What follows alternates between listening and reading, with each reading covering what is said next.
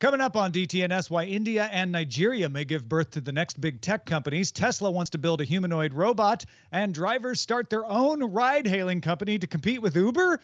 DTNS starts now. This is the Daily Tech News for Friday, August 20th, 2021 in Los Angeles. I'm Tom Merritt. And coming in from DTNS East Maryland, Chris Ashley.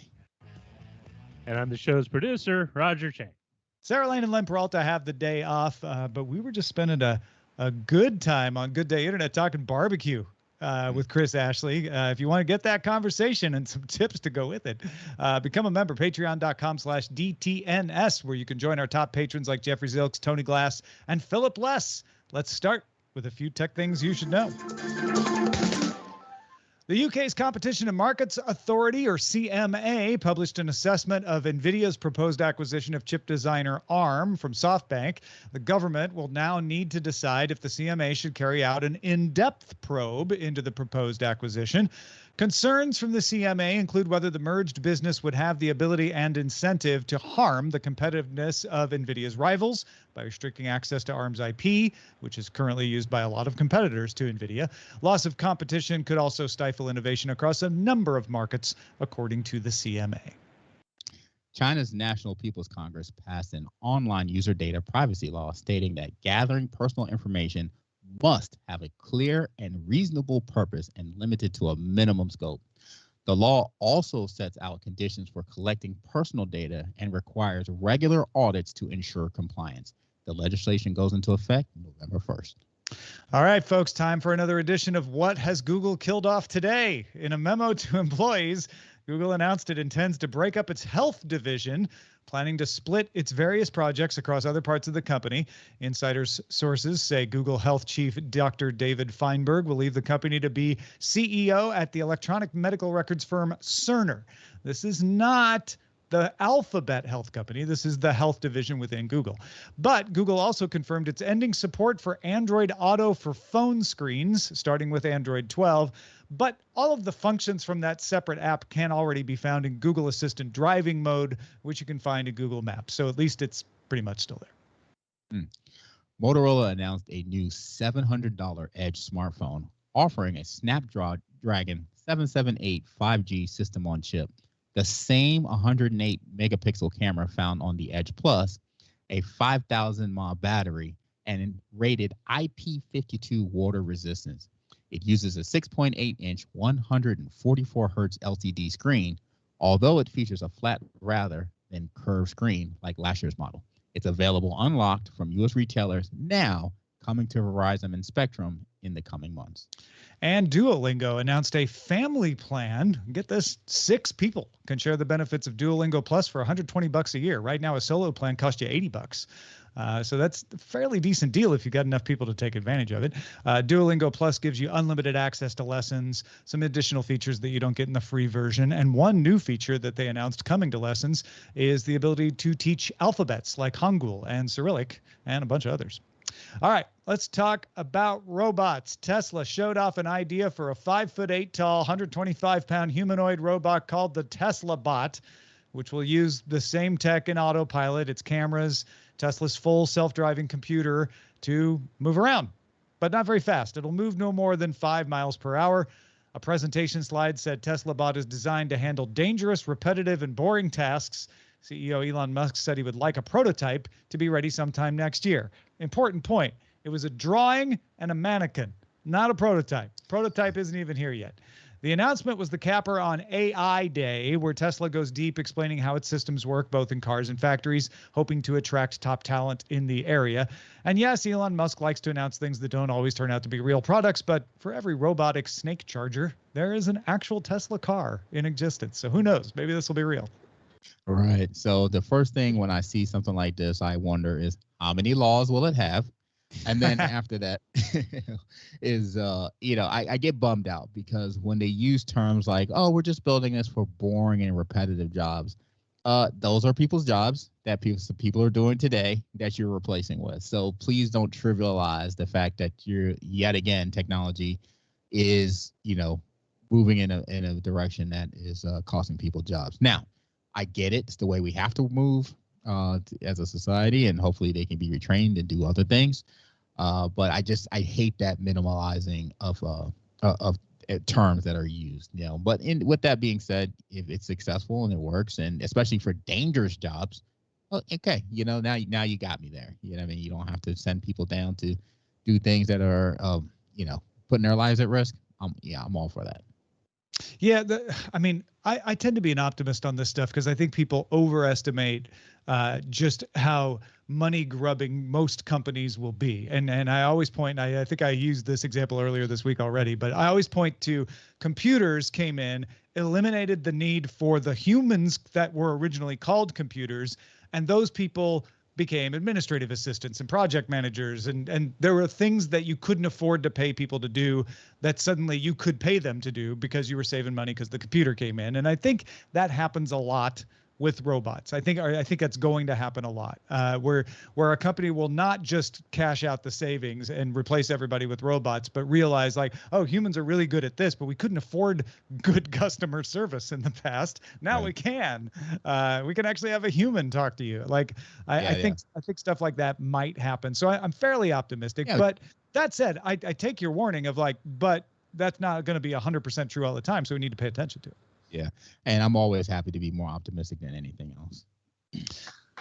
Yeah. Meanwhile, what before we move off this, what do you give the chances that we ever see a Tesla bot? So, you know what? On a scale of snake robot charger to Hyperloop to Tesla Model S, where do you put it? I'm gonna give it 50% chance. You're putting it in the Hyperloop category. I'm putting it in the Hyperloop. All right. Yeah, for sure. Yeah, what about you? I was probably going to say Hyperloop too, but I'll just go full on Model S. We'll see them. All right, there you go. It'll take 10 years, just like the Model S did. It'll take a lot longer, but we'll get them. I don't know. All right, so Microsoft announced the first Office 365 pricing increase since the service launched in 2011. Starting March 1st, 2022, Microsoft 365 Business Basic goes up $1 to $6 per user per month. Most other plans are increasing $2 to $3 a month, with the Microsoft 365 E3 tier that includes a version of Windows increasing $4 a month to $36. These increases only affect commercial subscriptions. Consumer and education prices are staying the same. But if you're a commercial service, you might be interested to know that the Document Foundation released LibreOffice 7.2, adding support for Apple Silicon, improved compatibility with Microsoft Office file formats, and better handling of large files and images. In the released announcement, the Document Foundation also urged the increased number of enterprises using the free volunteer maintained version of LibreOffice to switch to LibreOffice enterprise versions from partners. I always chuckle when I hear we've got more organizations that are using our software. It's like, come on. Yes, you do have more, but Earth is using Office for the most part. Earth business. You know what I mean? And I love that LibreOffice is still around. Sure. That it saved itself when Sun took over OpenOffice. It's still kicking. Sounds like it just gets more and more feature filled. And I do think it's interesting. They're like, hey, could you use the enterprise version if you're an enterprise? Because otherwise we may not be able to continue to maintain this. Because you're right, everybody just uses Office. And one of the reasons is they haven't raised prices on this 365 in 11 years.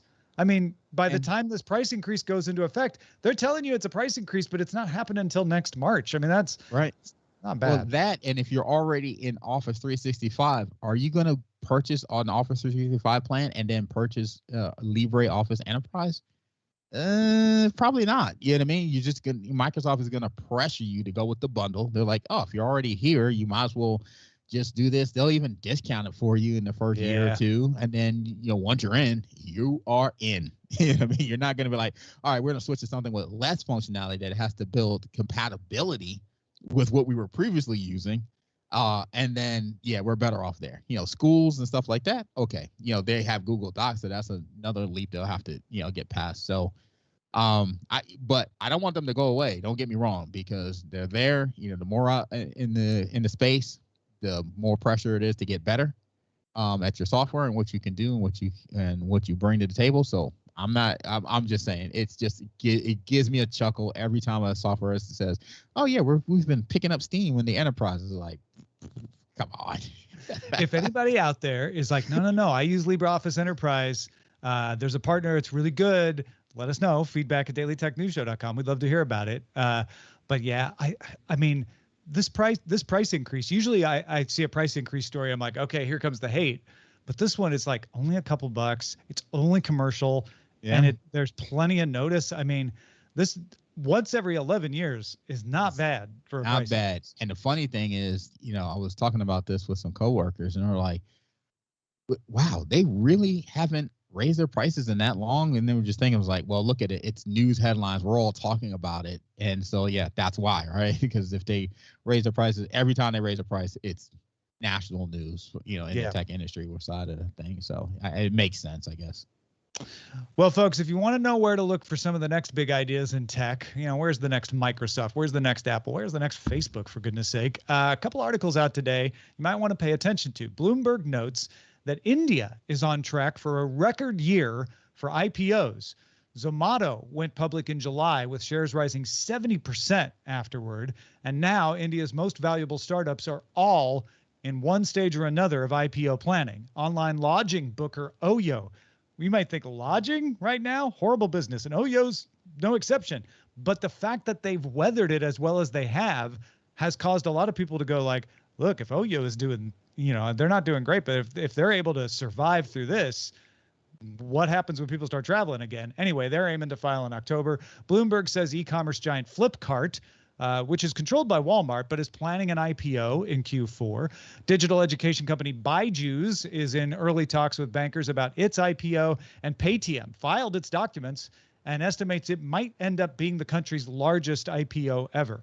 Ride-hailing service Ola and fintech startup Pine Labs are also reporting that they might consider IPOs, and payments company PhonePe, also owned by Walmart, is considering shifting its incorporation from Singapore back to India to get some of this local investor attention that's going on. Some of the boom is thanks to China, too. Avendus Capital Executive Director Pankaj Naik told Bloomberg, India may not be as attractive as China in the broader economic sense, but it's looking like a safer bet because of all the tech crackdowns and uncertainty that's going on in China. Now, that's just India. If you're into fintech, you need to look at Nigeria. The Financial Times notes that fintech companies in Nigeria have brought in $1 billion in venture capital in the last 2 years.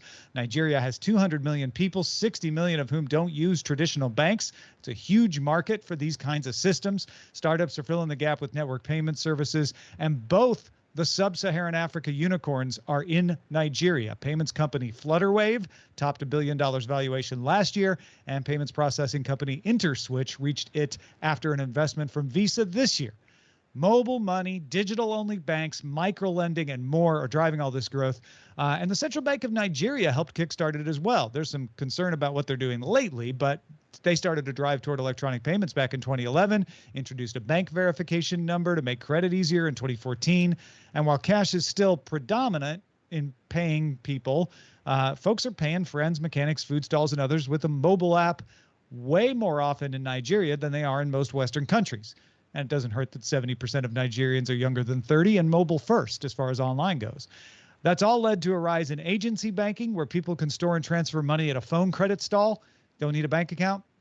You just go to the stall, you top off your account, you can send some money, transfer some things, acts like a bank. Nigeria had 18,000 of those agents at the end of 2017. It now has 600,000.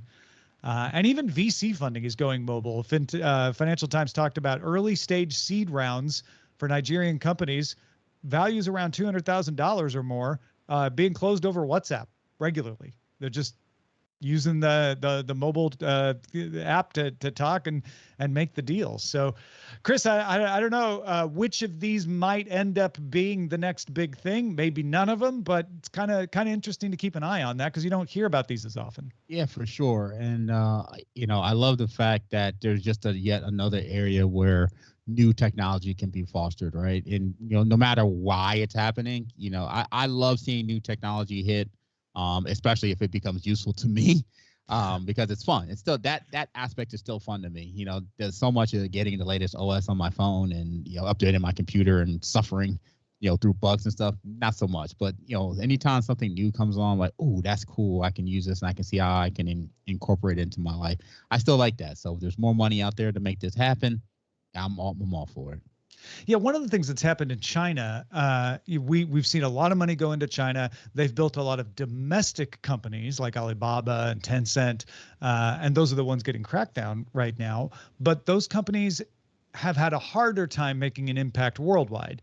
You're seeing Alibaba with AliExpress and even Alipay make some good decisions worldwide. But when you're talking about worldwide companies, you're still talking about the same ones: Apple, Facebook, Google, etc., Amazon. When people say, like, when's the next one going to come? I mean, TikTok and ByteDance, a Chinese company, is sort of the next one on the horizon, but it's really the only Chinese one that is considered truly worldwide applicable because they bought Musical.ly, because they acquired TikTok. So it's interesting to me to look at this because Nigeria and India won't have the same hurdle of having to have a version that runs in their home country and a version that runs elsewhere in the same way. Obviously, there's localization, there's language and issues, but in China, you have to have a separate company run your local thing. You can't even use the same company outside of China.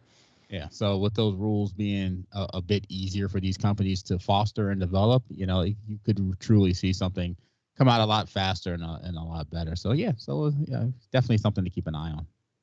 Hey, folks, don't forget, starting next week, starting this Monday, Experiment Week on DTNS. We know a lot of the world vacations in the summer, so we're swapping out our normal DTNS show and trying out some new show ideas hosted by DTNS producers and contributors. We got Jen Cutter with video gaming, Rob Dunwood, Tech John with Terrence and Stephanie, Rich's Ask a Luddite, and Chris Ashley going to bring some barbecue tech to us. I'm looking forward to that, man. It's good. It was a lot of fun to record. We did a little early, but I really think that people are going to enjoy some of this barbecue talk and some of the tech that I use. The tech of the barbecue itself, of the smokers, and as well as some of the tech that we use to make it better. So it all starts next week, Monday, August 23rd, with the Tech John with Rob Dunwood. And on Friday, you get barbecue tech with Chris and Rod. And it finishes up with Jen and the video gaming show on Saturday. And you don't have to do anything. If you're listening to this, it's going to show up the same place you found this in all the DTNS feeds. So check it out right here. One of the big criticisms of ride hailing is that it exploits drivers, keeping their earnings just high enough to keep them driving, but without all the benefits of a full-time job, low pay and low benefits. Not an attractive situation, but for a lot of folks, it's better than nothing. The Ubers and Lyfts of the world argue that, hey, it's just economics.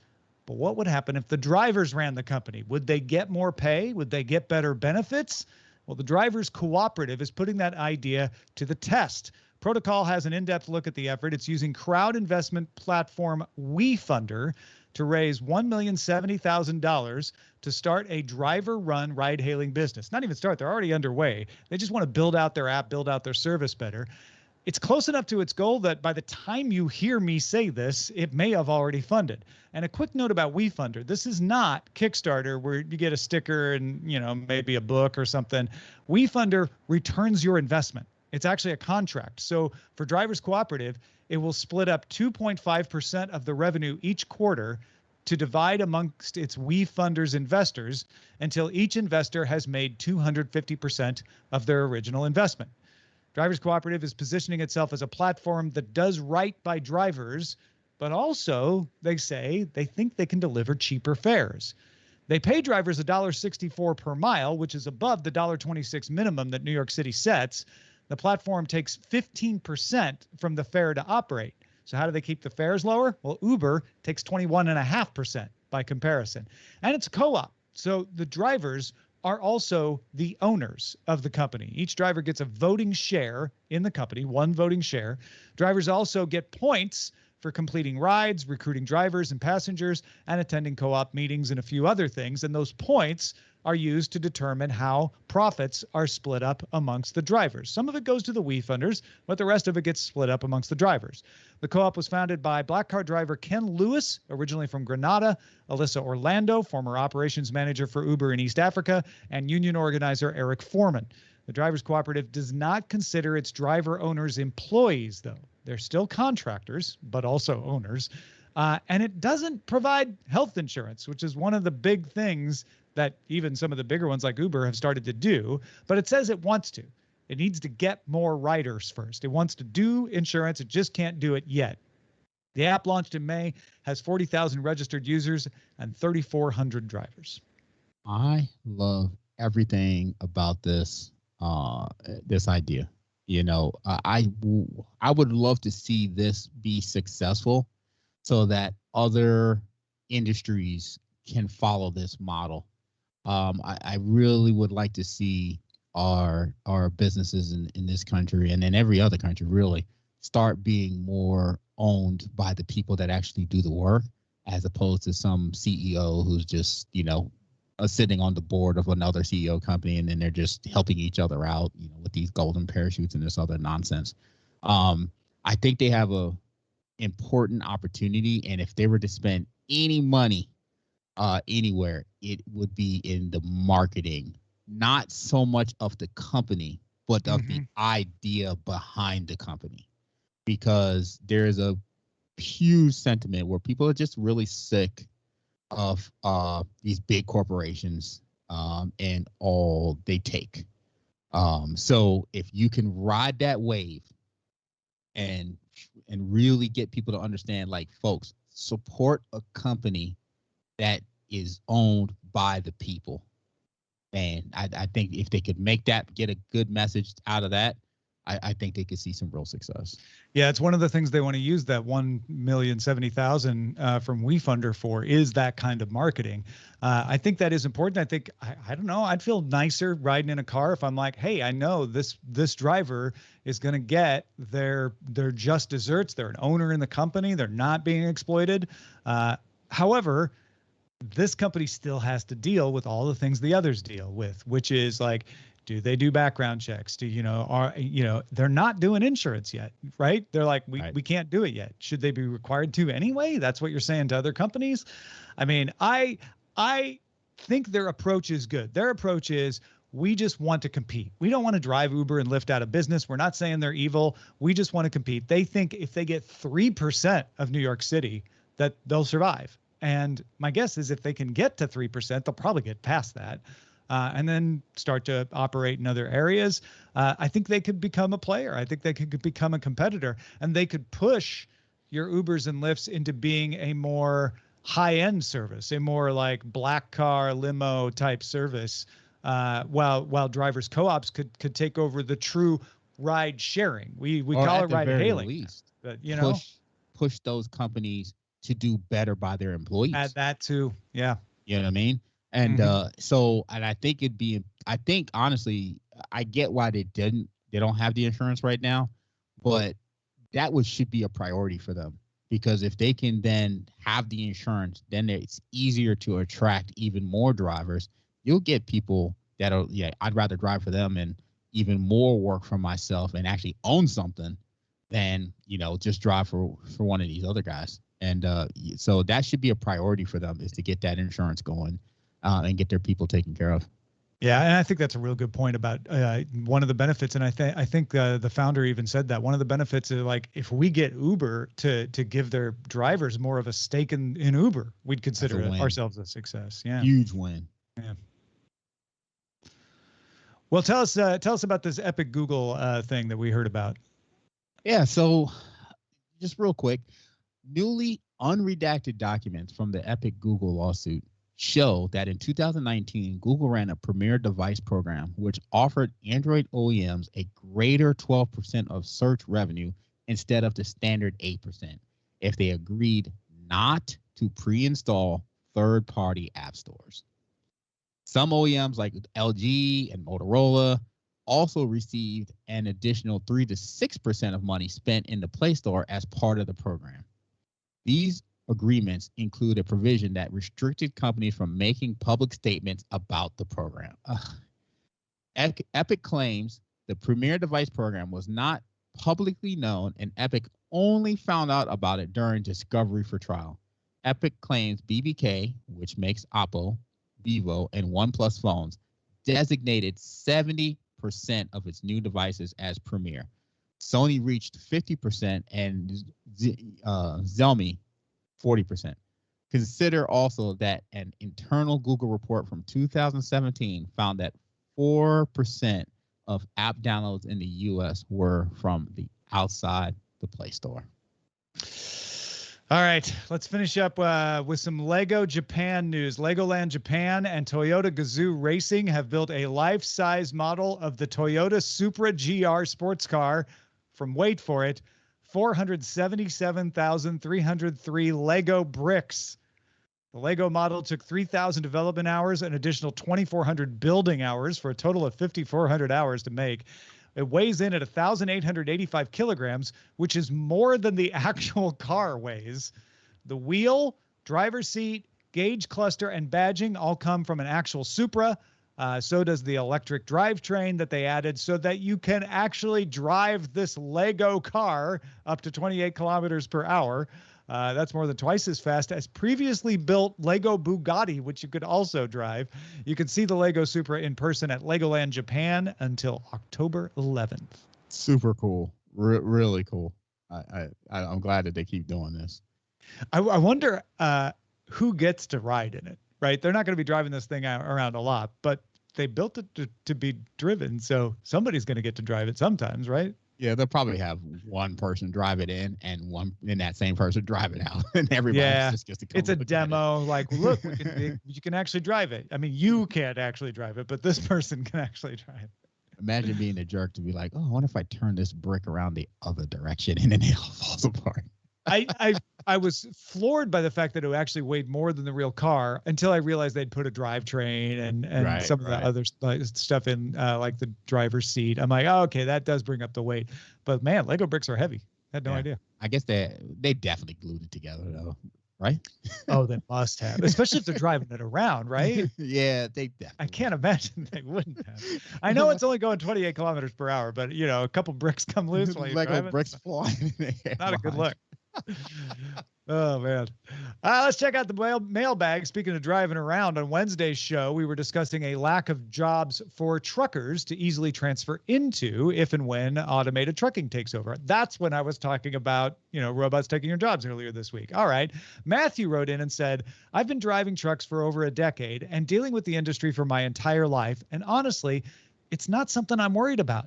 Mostly due to the severe lack of drivers and a large portion of drivers nearing retirement age. As of right now, the lack of drivers is increasing driver pay, with the counter of shippers not wanting to pay more for freight. This is compounded by regulation limiting how long drivers are allowed to work in a day and in a week. If automated trucks would be allowed on the interstate, we could be far more efficient. Interstate driving is boring and simple. Let computers do that. Let us focus on the complex driving the automated system can't handle yet.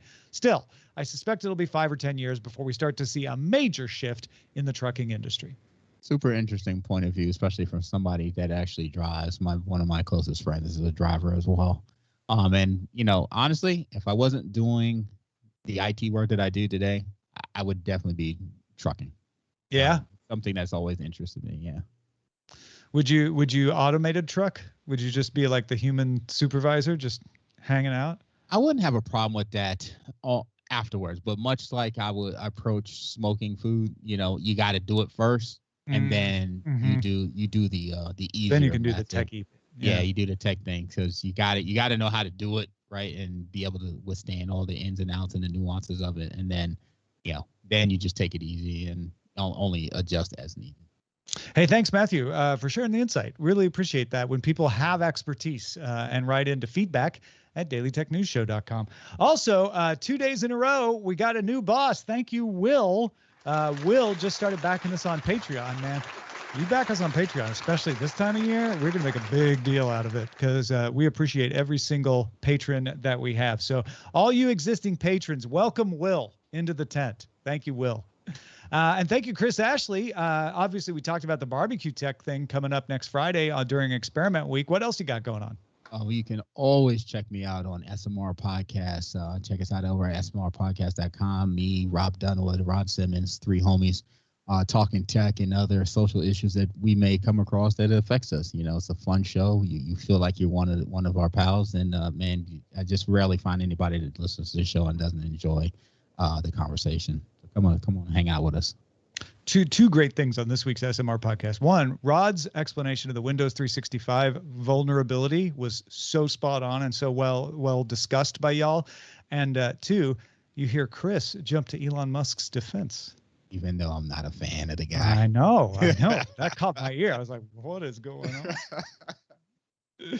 All right, folks, we're live Monday through Friday, 4:30 p.m. Eastern, 2030 UTC. Find out more at dailytechnewsshow.com/live. DTNS off next week for the regular show to make room for Experiment Week. We start the ball rolling Monday with The Tech John, hosted by Rob Dunwood.